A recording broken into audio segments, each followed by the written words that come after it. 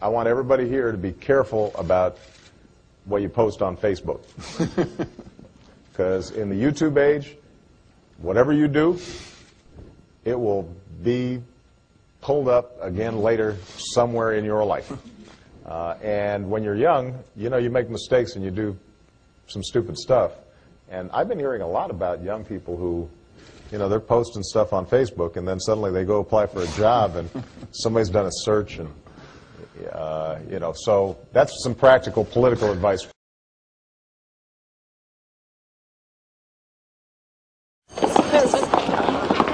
Hey, Sarah.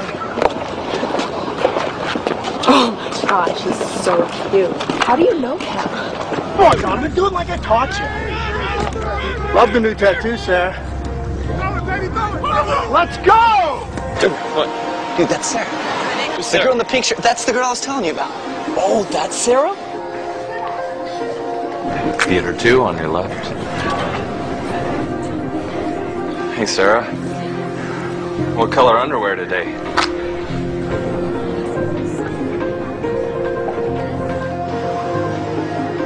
Hey, Sarah. So when are you going to post something new? Anything you post online, anyone can see. Family, friends. See you later, Sarah. Even not so friendly people. Think before you post.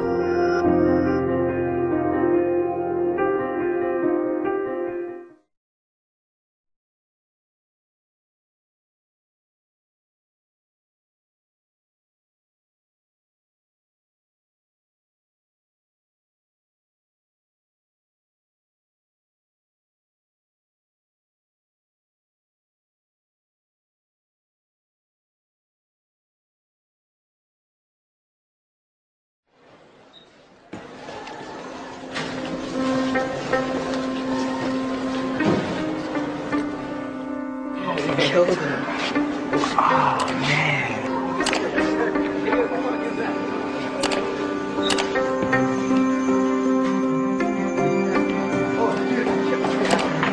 I feel like compound A, 26.7% by weight.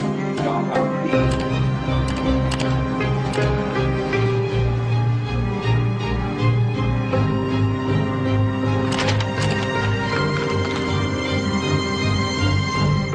Once you post your image online, you can't take it back. Anyone can see it. Family, friends, anyone. Despite the warnings of internet predators, teenagers continue to post personal details about their life online, even their phone number and address. How can you make sure that your kids remain anonymous on the web? KCRA3 Sarah Gardner has more in Learning Matters. I doesn't even know I have a MySpace because if he did, he'd like flip. My number was on Facebook, and I shouldn't have put my number on Facebook. Putting it all over the internet, they know that somebody is going to see it. According to a survey by the University of New Hampshire, a third of teens post personal information on the web. Their real name, phone number, and even their home address. That can be dangerous. If I put this out there, everyone in the world can see this. Potentially every single person on the planet can see that. You never know who's looking at your stuff and what creeps are out there.